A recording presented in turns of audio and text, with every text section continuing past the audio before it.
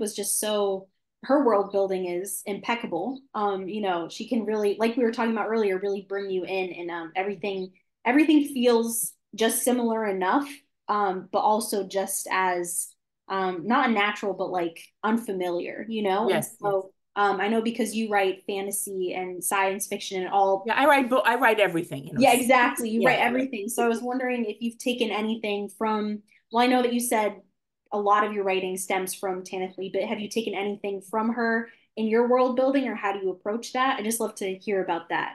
One other thing is I am a geek when it comes to world building. I am so detail oriented. So some of the problem with that is that I get huge over 1,000-page books. So there's a lot of detail in my stories. But part of the thing is that I go inside the world, I get into all the details. I try not to spout all the details because you're not supposed to do that. You don't want to, they say that each world that you create is sort of like an iceberg, and you're supposed to know all the stuff underwater, right? There's a huge big iceberg, but you really show just the top little part, that little, the nose section, the apex of the iceberg, because that's all the reader needs to know. But the reader has to be able to sense that there is more underneath, the depth, the incredible detail that is real. So that's what makes a world different. For example, you would take certain unnamed, I'm not going to start naming names, but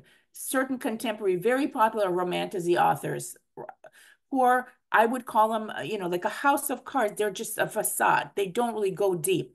But then there's people like Jacqueline Carey, who just plunges in, and she gives you a beautiful, rich, environment. I try to do the same thing because to me, I cannot put my characters in a place without saying what it is, what they're standing on, what's over their heads, what does it sound like, what does it taste and smell like. So I give you the details. I give you the descriptions. I try to not to bog them down.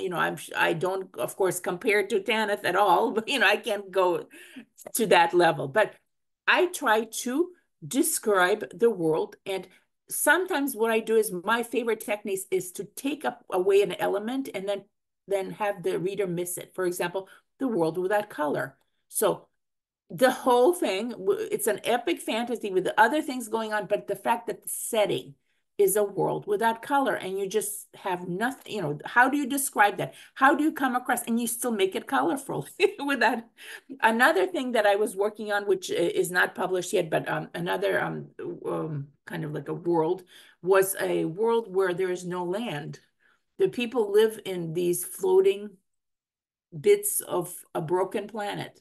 So it's like there is no firmament. So how do you deal with that? So you take a real world element, and you either take it away, change it, enhance it, and it drives the story. And then you have to match all the other description, all the sensory elements that you put in. You have to match it to that new thing, which is that's what makes it fantasy or science fiction or dark fantasy or horror, whatever that other element is. So I go all the way. I cannot write stories that are not that don't go far into every possible direction of the senses. So Yeah, that well, I that's mean, that makes for such a wonderful reading experience. I mean, I know people, everyone has different what is the word I'm looking for? Preferences for what they read. sure. But I don't know. I think that that is the mark of a good author, is someone who can bring that level of world building and still have the story be the forefront. Yeah. Yeah, very impressive of both of you, I think. Um, yeah, and I know this is kind of similar, but you had mentioned earlier that well, I know that you do your own artwork, and also that Tanith Lee, her husband John Kane, you said did some of the artwork for. He did all the covers. Yeah, What yeah. I did is I put together, for example, you would have let's take a look. This is the image he provided. I would put on the lettering, the spine, just for example, if you take off this beautiful jacket. And back in those days, these are print on demand books. So the technology has not developed to the point of it has right now, because I want to carefully take this jacket off without ruining, because these are my few, I do not have a lot of copies. So this is a gorgeous jacket that came about. And you have, let's see. So we have some of the design that I incorporated, the blurbs, the biography of the author. Beautiful picture of Tanith here. So, this image, TaLeKa, I think that was, I'm trying to remember if this was me or the logo. I think it was a combination of me and John. It's You so know, perfect that I don't remember. This is terrible. How can I not? I was like, I have rotten memory, but I don't know. So we worked really hard. So this was the logo for TaLeKa. I feel like it's a perfect logo. Like it really, I don't know. I just feel It's like like the moon modern. and this and the kind of like a halfway, because Tanith herself was a glorious artist. You know that Tanith did pencil. She did these amazing pencil drawings. So did we include some of that? I think we based this some on that horned moon, the kind of horned moon that she had. She had these goddesses with these kind of like almost ancient Egyptian headdresses. And this was all of it.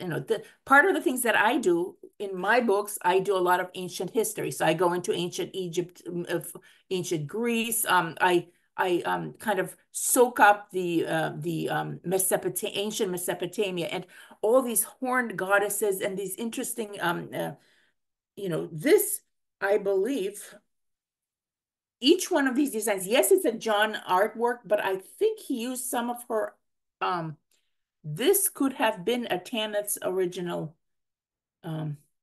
drawing. So I think what he did, I could be wrong, so forgive me if I am, but I think some of the design that he did was either using some of her original drawings and then building on it, because it's John. This is John's artwork, but there may be some elements of that kind of, where you combine, using graphical, image processing or whatever, but whatever, it's gorgeous. This is John's artwork, my basically book design, putting it all together. And yeah, it's a combination of people, who love Tanith. We just love Tanith and we just wanted to do the best we could for her.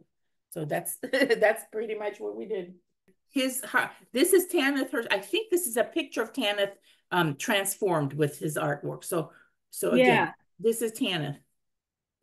But it's been, in John's style. So he did things, he put his own mark on it. So yes.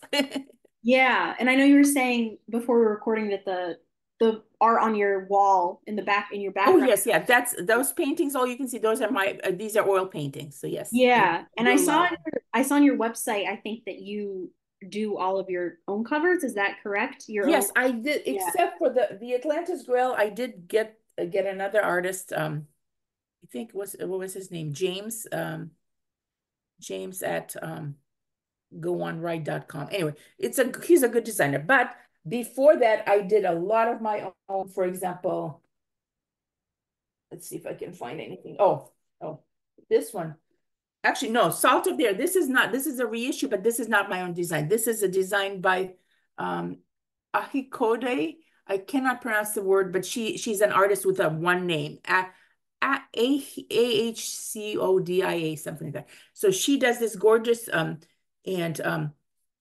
but this was my own. This was an edition that I used her design, and I put her with an introduction by Gene Wolfe. This was my short story collection.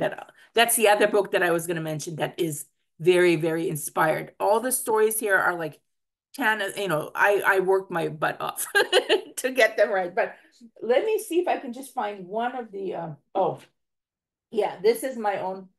This is a design using some public domain art. And so this is my own art design. And here's one another. Yeah. A lot of this is incorporating public domain and putting in my own spin. So my own design, my own, this is it. Oh, it's an arc. So this is like not even an actual book. This is one of the arcs, but yeah. So I did over 300 covers for my public domain books. So tons of covers, tons of art.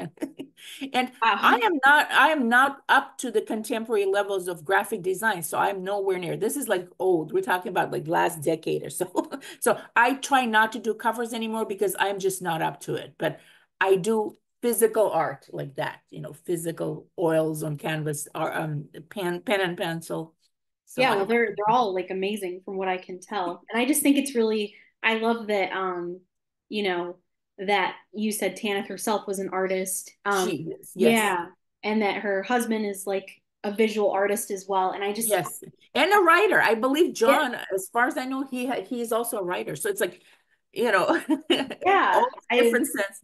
all the overlap between the different, parts of writing. And I mean, there's so much that goes into writing. And then, Yeah. we were talking about her sense of like, her description. I wonder if that, plays into it and yours as well. I just think it's really cool to think about and see, especially if you're, creating work from your books as well, Just the spirit of her lives in me, and the synesthesia. I am apologizing because I cannot say that word. And No, I don't know how to say it either. my English is honestly, it's my second language. So I'm just, there's certain words that I cannot say very well. So synesthesia, synesthesia, that's the word the mixing of the senses. And that's what Tana said, that was her, we started the conversation, and that's what she was talking about.